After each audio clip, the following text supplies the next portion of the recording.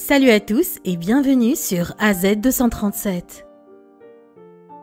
Tout comme essayer de concevoir votre propre enfant, en adopter un comporte son lot de préoccupations, d'espoir, de logistique et d'immenses surprises.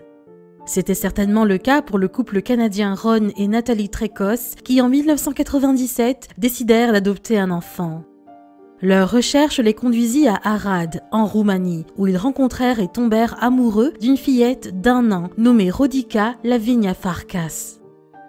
Rodica avait des problèmes de santé qui envoyèrent Ron et Natalie dans une quête pour trouver des réponses sur son passé et c'est à ce moment-là qu'ils firent une découverte choquante.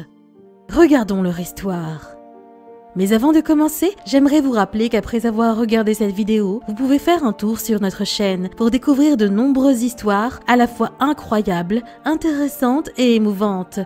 Et n'oubliez pas de vous abonner à la chaîne et d'activer la cloche de notification si vous êtes nouveau parmi nous. De nombreux couples rêvent de fonder leur propre famille, mais ce n'est pas toujours chose facile. Ron et Natalie Trekos, du Canada, le savaient mieux que quiconque. Malgré certains défis, ils savaient qu'ils voulaient élever leur propre enfant, quoi qu'il arrive.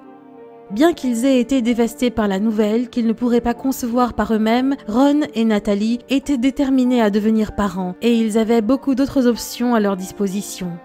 Alors, ils commencèrent le processus d'adoption.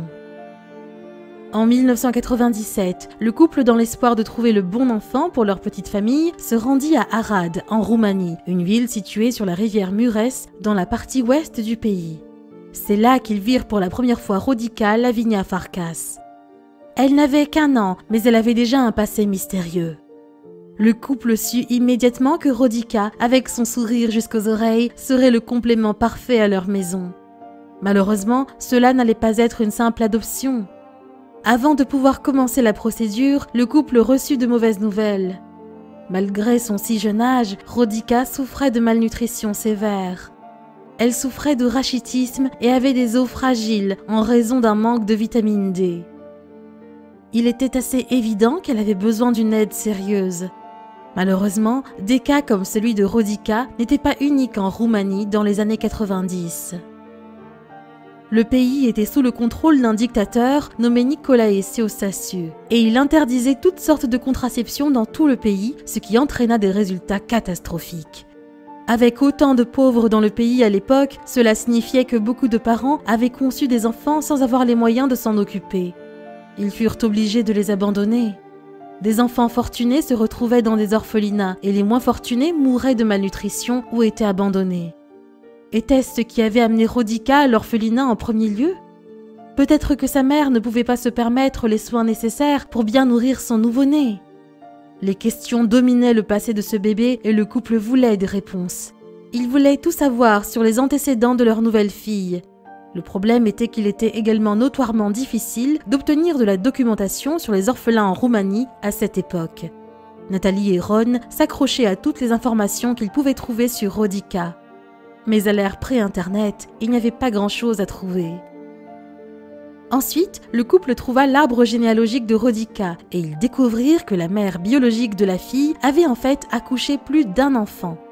Voyez-vous, là, quelque part, Rodica avait en fait une sœur aînée. Curieusement, cette sœur avait été envoyée dans un tout autre orphelinat. Dès lors, le couple comprit qu'il avait une nouvelle mission. Dès le moment où ils avaient appris l'existence de la sœur de Rodica, ils étaient déterminés à la trouver et à l'adopter aussi. Après une recherche exhaustive, ils trouvèrent finalement la sœur aînée de Rodica, qui s'appelait Giannina. Ils furent choqués de voir à quel point les sœurs se ressemblaient. Elles auraient pu être des jumelles. Sans réfléchir, l'heureux couple l'adopta également, faisant officiellement des Trekos une famille de 4 personnes. De retour au Canada avec 2 nouvelles petites filles, les sœurs Rodica et Giannina, le couple fit une autre découverte au sujet de l'arbre généalogique des jeunes filles. Elles avaient 6 autres frères et sœurs. Mais le couple ne les retrouvait pas. Ils épuisèrent leurs ressources en essayant de trouver les 6 autres frères et sœurs, mais sans une trace écrite de la Roumanie, c'était presque impossible. Ces frères et sœurs restent encore un mystère à ce jour, mais peut-être que c'était mieux pour la petite famille du Canada. Assurer l'éducation de 8 enfants n'aurait pas été chose facile. Même s'ils n'étaient pas en mesure de trouver les autres frères et sœurs, le couple était déterminé à réaliser leurs rêves. Ils changèrent également le nom de leur nouvelle fille. Giannina devint Sophie et Rodica devint Daniel. Quelque chose n'allait pas avec ce changement. Il est vrai que prendre deux petites filles de leur pays d'origine, puis effacer tous les signes de leur héritage, aurait pu être le moyen approprié pour leur donner un nouveau départ, mais Ron et Nathalie se ravisèrent. Pour préserver l'histoire et l'héritage des filles, ils transformèrent les anciens prénoms roumains de Sophie et Daniel en second prénom pour chacune. L'histoire de Sophie Giannina et Daniel Rodica marqua beaucoup d'esprits.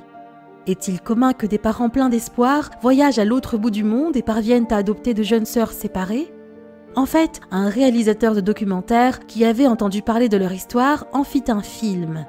Des années plus tard, à l'âge adulte, Sophie regarda le film et décida de le rendre accessible à Internet. Elle édita le film complet dans une version plus courte qu'elle téléchargea sur YouTube, bien qu'il ait depuis été retiré, où il atteignit un nombre considérable de personnes. Le succès de la vidéo éditée inspira tellement Sophie qu'elle décida de se lancer dans la photographie. Quand vint le temps pour elle de s'inscrire dans une université, elle savait exactement ce qu'elle voulait faire comme filière.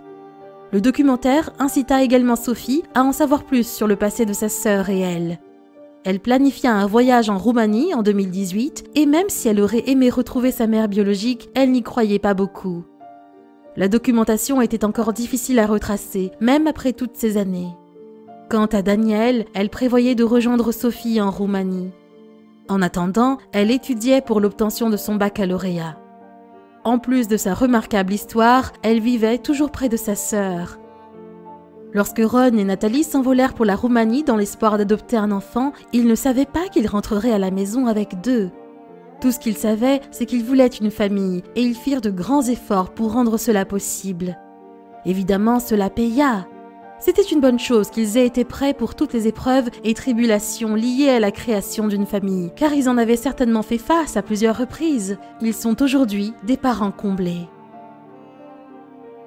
Quelle est votre opinion au sujet de cette histoire?